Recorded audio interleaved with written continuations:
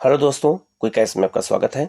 BPSC, UPPCS और IAS तीनों exam को ध्यान में रखते हुए बिल्कुल मैप के थ्रू मैंने आज से क्लास ज्योग्राफी की शुरू कर दी है और बिल्कुल मैप के थ्रू एक एक चीज़ मैं बताने का प्रयास करूंगा, जिससे जो है आपके दिमाग में वो बातें बिल्कुल याद हो जाए और दिमाग में बैठ जाए। क्योंकि अगर हम कोई चीज़ विजुअली मैप के थ्रू देखते हैं तो चीज़ें हमें बहुत जल्दी याद होती हैं। तो भारत की भौतिक भूगोल से आज हम लोग क्लास शुरू कर रहे हैं। आज ये फर्स्ट क्लास है और हमारे आप लोग चैनल को सब्सक्राइब कर लीजिएगा, वीडियो को लाइक कर लीजिएगा और बेल आइकन को जरूर प्रेस कर लीजिएगा, जिससे इस तरह क्लास आपको लगातार मिलती रहे और आप एक भी क्लास मिस ना करें। एक भी आप क्लास मिस मत करिएगा। ज्योग्राफी, इसी तरह से हिस्ट्री, इसी तरह से पॉलिटी, सारी क्लास आपको लगातार अब मिलती रहेंगी और बीपीएससी स्पेशल, यूपी स्पेशल की भी क्लासें इसी चैनल पे आपको मिलती रहेंगी। आप लोग चैनल को जरूर सब्सक्राइब कर लीजिएगा और हमारे टेलीग्राम चैनल को भी लाइक कर लीजिएगा, उसको ज्वाइन कर लीजिएगा टेलीग्राम चैनल को। और टेलीग्राम चैनल का लिंक जो है इसी वीडियो के कमेंट में मैं शेयर कर दूंगा, आप वहां से ज्वाइन कर सकते हैं। इस तरह के आपको लोग लगातार नोट्स मिलते रहेंगे और आप लोग उस पर टेस्ट भी दे सकते हैं। हम लोग शुरू करते हैं, भारत के भौतिक भूगोल की बात करते हैं। और सबसे पहले हम बात करते हैं भारत को भौतिक रूप से फिजिकली डिवीजन जो है रूप से अगर देखा जाए तो भारत को कितने भागों में बांटा गया है। लेकिन अगर आपसे ये पूछा जाए कि भारत को राजनीतिक रूप से कितने भागों में बांटा गया है, पॉलिटिकली रूप से, तो याद रखिएगा भारत को आप लोग 36 बताइएगा। पहले याद रखिएगा, थोड़ा सा हट के बताना है। भारत को 36 राज्यों में बांटा गया है। कैसे? 28 राज्य हैं और 8 यूटी, तो टोटल जो है 36 राज्यों में भारत को बांटा गया है। लेकिन भारत को फिजिकली रूप से कितने भागों में बांटा गया है? तो भारत को फिजिकली रूप से जो बांटा गया है वो है आपका 6 भागों में बांटा गया है। वो 6 भाग कौन कौन से हैं? सबसे पहले हम बात करेंगे उत्तर का हिमालय पर्वतीय क्षेत्र। जो उत्तर का हिमालय पर्वतीय क्षेत्र है, हम पहले इसकी बात करेंगे। इसके बाद जो दूसरा डिवीजन है भारत का, वो है उत्तर का विशाल मैदान। अगर आपसे एग्जाम में पूछा जाए कि भारत को भौतिक रूप से कितने भागों में बांटा गया है, तो आप लोग बताएंगे 6 भागों में। पहला है उत्तर का हिमालय पर्वतीय क्षेत्र है, दूसरा है उत्तर का विशाल मैदान, तीसरा है प्रायद्वीपीय भारतीय प्रायद्वीपीय पठार, चौथा है भारतीय मरुस्थल जिसे हम थार मरुस्थल कहते हैं, इसके बाद है तटीय मैदान और नेक्स्ट है भारतीय द्वीप समूह। 6 भागों में टोटल भारत को बांटा गया है, जिसको हम पहले मैप के थ्रू समझने का और ये हम एनसीईआरटी के थ्रू बताने का प्रयास करेंगे। पहले मैप आप लोग देखिएगा। पामीर का पठार, इसे पामीर की गांठ भी कहा जाता है और यहीं से 3 तरह के हिमालय निकले हुए हैं। हिमालय पर्वत, वरिष्ठ पर्वत निकले हुए हैं। पहला है आपका हिमालय जो इधर की ओर चला आता है ऐसे इस पामीर की गांठ से, और जो है दूसरा है कुनलुन सान, ये आपका चाइना में चला जाता है, और हिंदकुश पर्वत ये आपका चला जाता है कहाँ पर?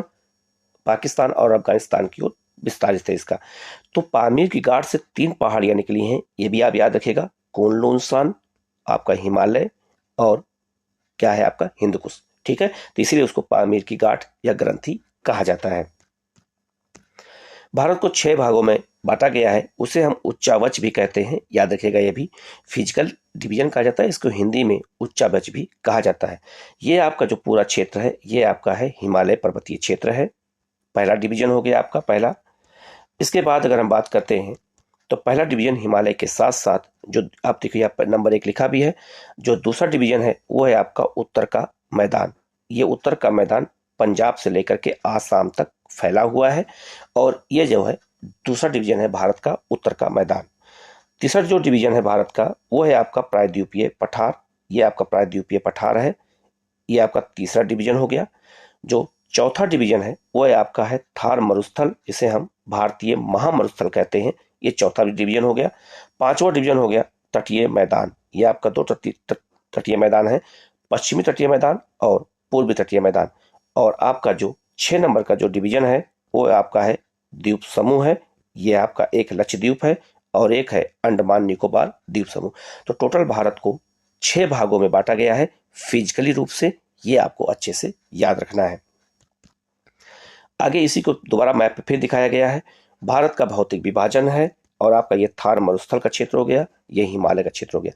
अगर आपसे पूछा जाए कि हिमालय का विस्तार कितने राज्यों में है, तो भारत का विस्तार 4 राज्य और 2 यूटी में है।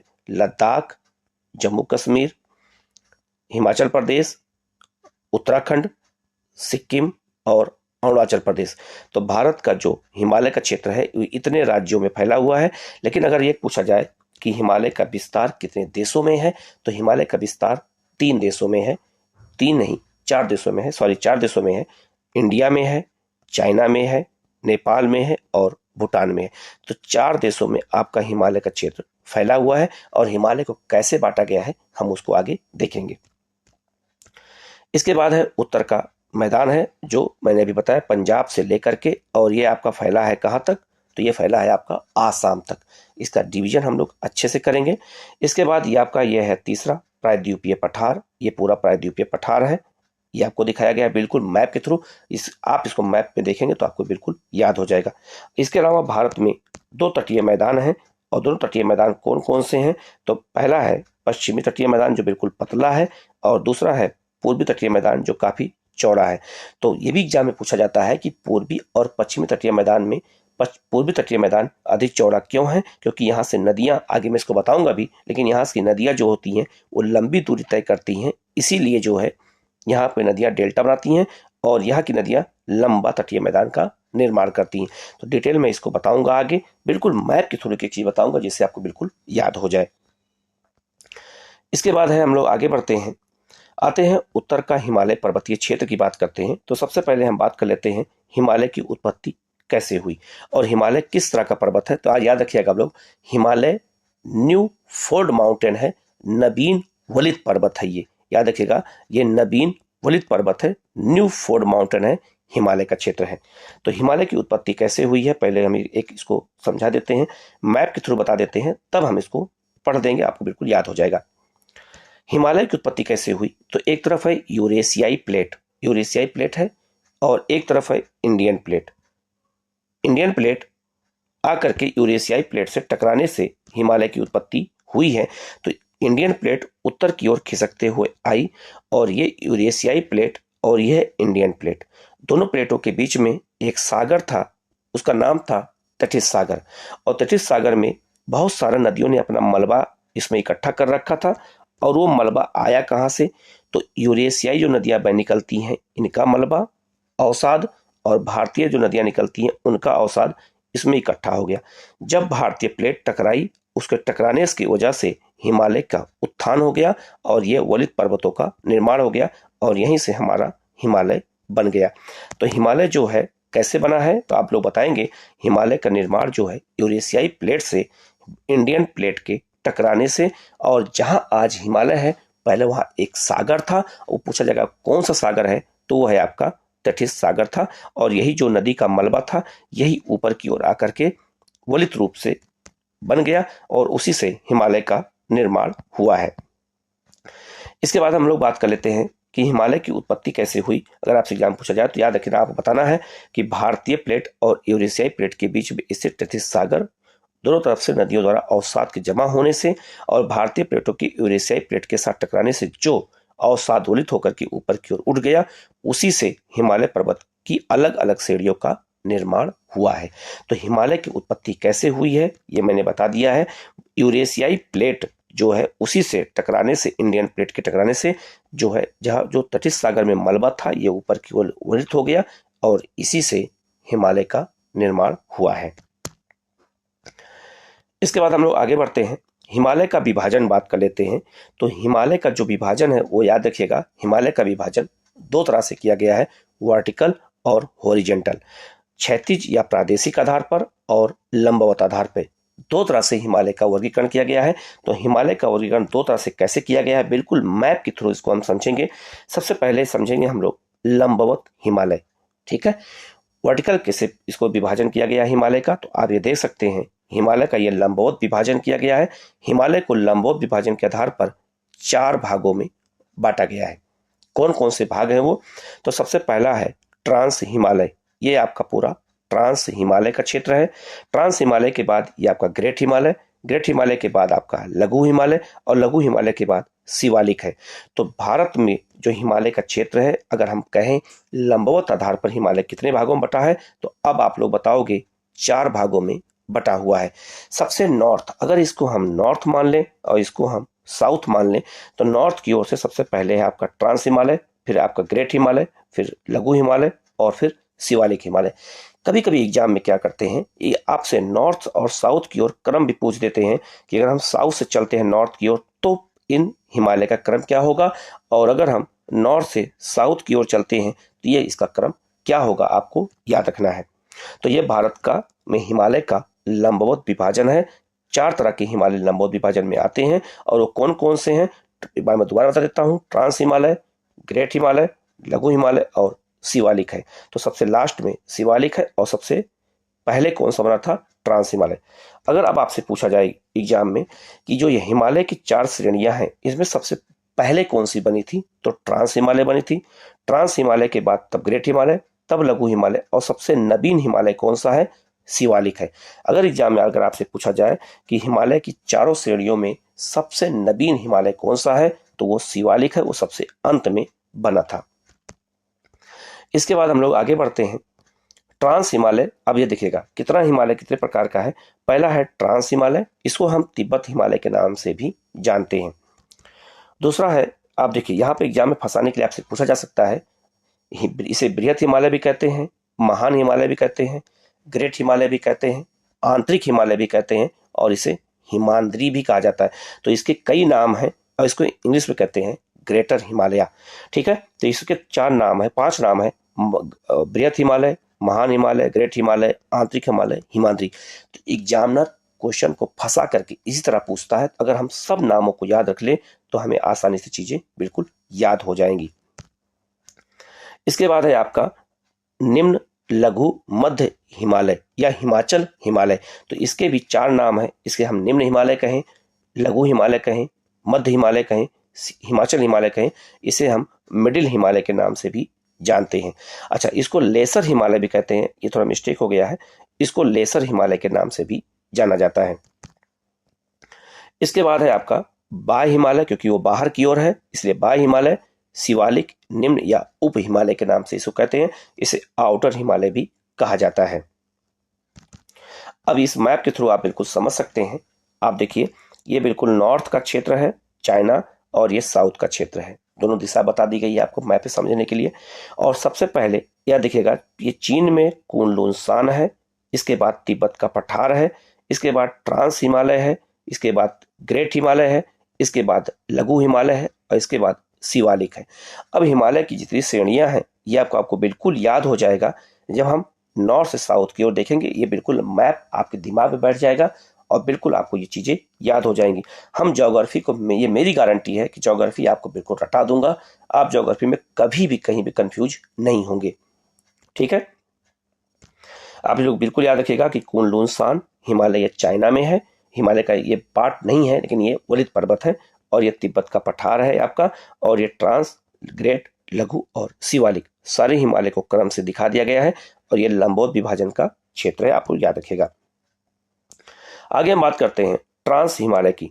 तो ट्रांस हिमालय को तिब्बत हिमालय कहते हैं, या दक्षिण में ग्रेट हिमालय महान हिमालय के इंडो सांगपो सचर जोन या हिंज लाइन द्वारा अलग होता है। याद रखिएगा, ये जो मैंने ये बात किया ITSZ क्या है ये, तो याद रखिएगा ये एक तरह का, ये आपका जो ये बीच का गैप हो रहा है, इसी गैप को कहा जाता है, क्या कहते हैं, तो इसी गैप को कहते हैं, याद रखिएगा बहुत इंपॉर्टेंट ये है, इसी को गैप को कहा जाता है, आपको क्या कहते हैं, तो इसको कहा जाता है ITSZ। इसको इंडो सांगपो सगर जोन भी कहा जाता है, इसी बीच को कहते हैं। अच्छा, याद रखिएगा ट्रांस हिमालय के अंतर्गत कई पर्वत श्रेणियां हैं। कौन कौन सी हैं, तो काराकोरम, लद्दाख, जास्कर और कैलाश पर्वत श्रेणी, ये 4 पर्वत श्रेणियां किसके अंतर्गत आती हैं, तो ये ट्रांस हिमालय का हिस्सा है। बिल्कुल इसको मैप के थ्रू कैसे देखेंगे, ये बिल्कुल मैप के थ्रू बताने का प्रयास किया गया है हमारे द्वारा। आप देखिए, अगर एग्जाम में आपसे पूछा जाए कि ट्रांस हिमालय में कौन कौन सी पर्वत श्रेणियां आती हैं, तो 4 पर्वत श्रेणियां आती हैं, जिसमें 3 इंडिया में है और 1 आपका कैलाश पर्वत श्रेणी चाइना में है। ध्यान दीजिएगा, काराकोरम पर्वत श्रेणी सबसे, याद रखिएगा ट्रांस हिमालय का सबसे पहला क्षेत्र है काराकोरम श्रेणी, इसके बाद है आपका लद्दाख पर्वत श्रेणी, इसके बाद है आपका जास्कर पर्वत श्रेणी। तो ये 3 तरह, याद रखिएगा ये 3 पर्वत जो है ये ट्रांस हिमालय के भारत में है, और जो चौथा है वो कैलाश पर्वत श्रेणी कहाँ पर है, तो कैलाश पर्वत श्रेणी चाइना में है, और भारत में उत्तराखंड में मान दर्रे से होते हुए लोग कैलाश मानसरोवर की यात्रा करते हैं और यहाँ पर भगवान शिव का इसको निवास स्थान माना जाता है। तो याद रखिएगा, अगर एग्जाम में आपसे पूछा जाए कि ट्रांस हिमालय का भाग कौन कौन से है, तो काराकोरम पर्वत श्रेणी, कैलाश पर्वत श्रेणी, लद्दाख और जास्कर, ये चारों किस हिमालय का भाग माना जाता है, तो ट्रांस हिमालय का भाग माना जाता है। याद रखिएगा आप लोग। काराकोरम पर्वत श्रेणी को एशिया की रीढ़ कहा जाता है। काराकोरम श्रेणी को, इसी श्रेणी में भारत की सर्वोच्च पर्वत चोटी K2 या गाडविन आइस्टीन स्थित है। ठीक है, यह सबसे भारत की सबसे ऊंची चोटी है, यह भी याद रखिएगा। और गाडविन आइस्टीन पर्वत को गौरी नंदा पर्वत के नाम से भी जाना जाता है, यह भी याद रखिएगा। वो काराकोरम पर्वत श्रेणी में स्थित है और यह भारत की सबसे ऊंची चोटी है। और सबसे ऊंची चोटी का नाम क्या है, तो इसे गौरी नंदा पर्वत श्रेणी भी कहा जाता है। इसके बाद है आपका बृहद हिमालय, महान, ग्रेट या आंतरिक या हिमाद्री हिमालय कहते हैं। तो याद रखिएगा, यह हिमालय की सर्वाधिक सतत और ऊंची श्रृंखला है। इसमें 6100 मीटर की ऊंची औसत ऊंची पहाड़ियां पाई जाती हैं। इसके हिमालय के सभी मुख्य शिखर इसी में स्थित हैं और इसकी चौड़ाई 120 से 190 किलोमीटर के बीच पड़ती है। इसके अलावा विश्व के प्राय सभी शिखर इसी श्रेणी में स्थित हैं। इसमें जो है एवरेस्ट है, कंचनजंगा है, नंदा पर्वत है, नंदा देवी है, कामेत है, नामचा बरवा आदि इसके महत्वपूर्ण शिखर हैं। और माउंट एवरेस्ट को नेपाल में सागर माथा के नाम से जाना जाता है। अगर आपसे पूछा जाए कि माउंट एवरेस्ट को नेपाल में किस नाम जानते हैं, तो उसको सागर माथा के नाम से जाना जाता है। इसके बाद आता है आपका निम्न, लघु या मध्य या हिमाचल हिमालय, इसे लेसर हिमालय भी कहते हैं। या बृहद हिमालय और लघु हिमालय के मेन सेंट्रल थ्रस्ट द्वारा अलग होता है। या महान हिमालय के दक्षिण में लगभग इसके समानांतर पूर्व पश्चिम दिशा में विस्तृत है। इसकी चौड़ाई जो है कितनी है, तो 60 से लेकर के 80 किलोमीटर और ऊंचाई कितनी है, तो 3500 से 4500 मीटर की इसकी ऊंचाई है। किस हिमालय की, तो हिमालय आपका है लघु हिमालय। इसके बाद है कि जम्मू कश्मीर में पीर पंजाल श्रेणी या मध्य हिमालय का ही सबसे लंबी श्रृंखला है।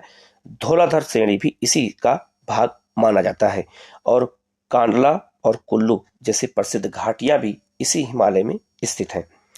इसके अलावा मसूरी श्रेणी जो हिमाचल प्रदेश में, महाभारत श्रेणी नेपाल में, पीर पंजाल श्रेणी ये सब, और इसके अलावा जो है बुर्जिल और बनिहाल दर्रा भी जो है किस हिमालय में है, तो ये मध्य हिमालय का भाग माना जाता है।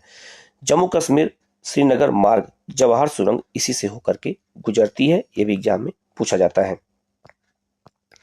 इसके अलावा इसी श्रृंखला में कश्मीर की घाटी और हिमाचल प्रदेश के लाहौल, स्पीति, कांडला, कुल्लू घाटियां स्थित हैं। साथ ही इस क्षेत्र को पहाड़ों नगरों के नाम से भी जाना जाता है। तो याद रखिएगा, अगर आपसे ये पूछा जाए कि कुल्लू, कांडला, स्पीति, लाहौल ये जैसे घाटियां कहाँ पाई जाती हैं, तो ये सारी घाटियां कहाँ पाई जाती हैं, तो ये जो है आपका मध्य हिमालय के हिस्सा माना जाता है।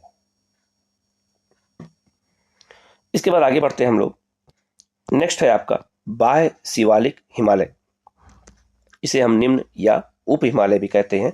यह हिमालय की सबसे बाहरी और दक्षिणी निचली श्रृंखला को शिवालिक हिमालय कहा जाता है, जो हिमालय की सबसे नवीन पर्वत श्रेणी। अगर भारत में पूछा जाए कि भारत की सबसे नवीन पर्वत श्रेणी कौन सी है, तो आप लोग बताओगे अब शिवालिक को कहा जाता है। इसकी चौड़ाई कितनी है, 10 से 50 किलोमीटर और इसकी ऊंचाई 600 से लेकर के 1500 मीटर के बीच पाई जाती है औसत ऊंचाई।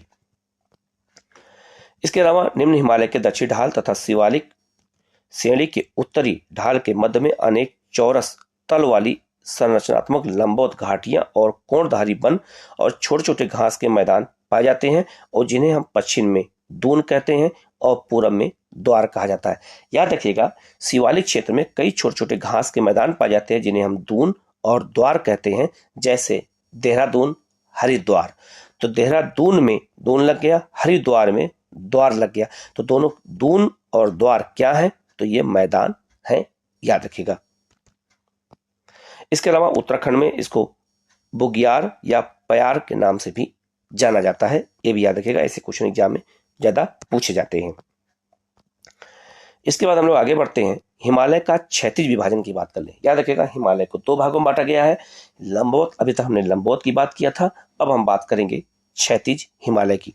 तो हिमालय का जो क्षैतिज विभाजन है, ये उसी को प्रादेशिक हिमालय भी कहा जाता है, और इसको जो है कितने भागों में बांटा गया है आप यहाँ देख सकते हैं मैप के थ्रू। सबसे पहले है पंजाब कश्मीर हिमालय। पंजाब कश्मीर जो हिमालय है वो सिंधु नदी और सतलज नदी के बीच में पड़ता है। सिंधु और सतलज नदी के जो बीच में हिमालय है उसे हम पंजाब हिमालय के नाम से जानते हैं, उसे हम कश्मीर या पश्चिमी हिमालय के नाम से भी जानते हैं। अब आपसे एग्जाम में पूछा जाएगा कि जो है सिंधु नदी और सतलज नदी के बीच में कौन सा हिमालय पड़ता है, तो आप लोग बताओगे पंजाब या कश्मीर हिमालय पड़ता है। ठीक है। दूसरा है सतलज नदी और काली नदी के बीच में कौन सा हिमालय पड़ता है, तो ये कुमायूं हिमालय पड़ता है। और काली नदी से लेकर के तीस्ता नदी के बीच में जो हिमालय पड़ता है उसे हम नेपाल हिमालय कहते हैं, और तीस्ता नदी से लेकर के ब्रह्मपुत्र नदी तक के बीच का जो हिमालय पड़ता है इसे हम आसाम या अरुणाचल हिमालय के नाम से जानते हैं। अब ये मैप अगर आपके दिमाग में बिल्कुल बैठ जाएगा तो हमें पूरा विश्वास है कि आप ये कभी नहीं भूलेंगे, आपको ये हमेशा याद रहेगा। आगे बढ़ते हैं, कश्मीर, पंजाब या उत्तर पश्चिमी हिमालय की बात कर लेते हैं। इसके अलावा कुमाऊं या उत्तराखंड हिमालय, नेपाल हिमालय, असम या अरुणाचल हिमालय और पूर्वांचल हिमालय। तो क्षैतिज रूप से भारत के हिमालय को 5 भागों में बांटा गया है और लंबवत रूप से 4 भागों में बांटा गया है। अब बात कर लेते हैं पश्चिमी उत्तर पश्चिमी हिमालय या पंजाब या कश्मीर हिमालय की बात करें तो सिंधु से लेकर के, याद रखिएगा, सिंधु और सतलज नदी के मध्य अवस्थित यह मैदान है, हिमालय है, और जो जम्मू कश्मीर और हिमाचल प्रदेश में फैला हुआ है, लद्दाख में भी ये फैला हुआ है। अब याद रखिएगा, कश्मीर या पंजाब हिमालय में कौन कौन सी श्रेणियां शामिल हैं, तो काराकोरम, लद्दाख, धौलाधर, पीर पंजाल, जास्कर पर्वत श्रेणियां इसमें शामिल हैं, और रोहतांग, बनिहाल, पोटूला, जोजिला जैसे दर्रे इसी हिमालय का भाग माना जाता है। ये देखिए, पश्चिमी हिमालय को मैंने बांटा है। ये हिमालय का जो पश्चिमी हिमालय या इसे हम पंजाब हिमालय के नाम से जानते हैं, इसमें 5 पर्वत श्रेणियां क्रम से मैंने बिल्कुल ये मैप के थ्रू बताने का प्रयास किया है। ये बिल्कुल हाथ के थ्रू मैप बनाया गया जिससे आपको बिल्कुल याद रहे। सबसे पहले बात करेंगे काराकोरम, ये आपका काराकोरम हिमालय हो गया। काराकोरम के बाद लद्दाख है, लद्दाख के बाद जास्कर है, जास्कर के बाद पीर पंजाल, और इसके बाद धौलाधर पर्वत श्रेणी है। तो याद रखिएगा आप लोग, कभी कभी ये जैसे नॉर्थ है और ये साउथ है, तो नॉर्थ और साउथ होने के कारण कभी कभी इन पर्वतों का क्रम आपसे पूछा जाता है, नॉर्थ टू साउथ और साउथ टू नॉर्थ। ठीक है, उत्तर से दक्षिण या दक्षिण से उत्तर की ओर। तो ये भी याद रखिएगा आप लोग कि सबसे पहले कौन सा हिमालय पड़ता है पश्चिमी हिमालय में, तो सबसे पहले पड़ता है काराकोरम, इसके बाद पड़ता है लद्दाख, लद्दाख के बाद पड़ता है जास्कर, जास्कर के बाद पीर पंजाल, पीर पंजाल के बाद धौलाधर, और लास्ट में शिवालिक आ जाता है। इसके बाद ये देखिए, मैप के थ्रू बताने का प्रयास किया गया है। यहाँ पे ये एनसीईआरटी का मैप है। यहाँ देखिए हिंदकुश, पामीर की गांठ से, और यहाँ पर कुनलुन सान, और इधर काराकोरम श्रेणी, तीनों को मिला करके ये गांठ बनाई गई है। और आप देख सकते हैं इसमें लद्दाख पर्वत श्रेणी, जास्कर पर्वत श्रेणी, पीर पंजाल पर्वत श्रेणी, कैलाश पर्वत श्रेणी, सभी का लोकेशन दिया गया, और ये हिमालय पर्वत दिया गया, और यहीं से सांगपो नदी निकलती है जिसे हम ब्रह्मपुत्र कहते हैं। और यहाँ से कई नदियों के स्रोत हैं जो भारत में अलग अलग क्षेत्रों में नदियां निकलती हैं, यही हिमालय की विशेषता मानी जाती है। अगर हिमालय नहीं होता तो हमारे देश में, याद रखिएगा, नदियां नहीं होती उत्तर भारत में, और नदियां नहीं होती तो हमारे देश में उतनी अच्छी कृषि नहीं हो पाती। इसके बाद हम लोग आगे बढ़ते हैं, कुमाऊं या उत्तराखंड हिमालय की बात कर लेते हैं। तो कुमाऊं या उत्तराखंड हिमालय सतलज और काली नदियों के मध्य स्थित है। यह पंजाब हिमालय के से अधिक ऊंचा भाग है। भागीरथी और यमुना नदियों द्वारा यह उद्गम क्षेत्र इसी हिमालय में होता है। याद रखिए, इसी हिमालय में भागीरथी अर्थात गंगा और यमुना जैसी नदियां निकलती हैं। बद्रीनाथ, केदारनाथ इसी प्रमुख चोटियां हैं। नंदा देवी कुमाऊं हिमालय का प्रमुख शिखर माना जाता है। प्रमुख संगम देवप्रयाग, कर्णप्रयाग, विष्णुप्रयाग, रुद्रप्रयाग इसी श्रेणी में स्थित है। यह मुख्यतः उत्तराखंड राज्य में स्थित है और फूलों की घाटी इसी ही श्रेणी में शामिल है। अगर आपसे एग्जाम पूछा जाए कि फूलों की घाटी किस हिमालय का हिस्सा है, तो आप बताओगे कुमाऊं या उत्तराखंड हिमालय का हिस्सा है। इसके बाद है आपका नेपाल हिमालय। नेपाल हिमालय कहाँ पड़ता है, तो नेपाल हिमालय काली नदी और तीस्ता नदी के बीच में स्थित है। लगभग ये 800 किलोमीटर की लंबाई में फैला हुआ है। विश्व की सबसे ऊंची चोटी माउंट एवरेस्ट इसी हिमालय का भाग है और कंचनजंगा, धौलागिरी, मकालू जैसी पर्वत श्रेणियां भी इसी हिमालय में शामिल मानी जाती हैं। ये भी एग्जाम में पूछा जाता है कि कंचनजंगा, धौलागिरी या फिर आपका मकाऊ या माउंट एवरेस्ट किस हिमालय का भाग माना जाता है, तो ग्रेट हिमालय या फिर नेपाल हिमालय का भाग माना जाता है। ऐसे क्वेश्चन आते हैं तो गलत होने चांस ज्यादा होता है क्योंकि हम बहुत डिटेल में नहीं पढ़ते हैं। नेक्स्ट है आपका असम या अरुणाचल हिमालय। यह तीस्ता नदी के से लेकर के दिहांग ब्रह्मपुत्र नदी तक 720 किलोमीटर की लंबाई में फैला हुआ है। इस भाग की प्रमुख नदियां कौन कौन सी हैं, दिहांग, दिबांग, लोहित, और इस हिमालय में कई पर्वत श्रेणियां हैं जिनकी चर्चा भी हमें आगे करूंगा मैं आगे। इसके बाद है आपका ये पूर्वांचल हिमालय, और पूर्वांचल हिमालय अरुणाचल प्रदेश से मिजोरम तक फैला हुआ है। इस हिमालय के अंतर्गत पटकाई बूम, नागा, मणिपुर जैसी पर्वत श्रेणियां शामिल हैं।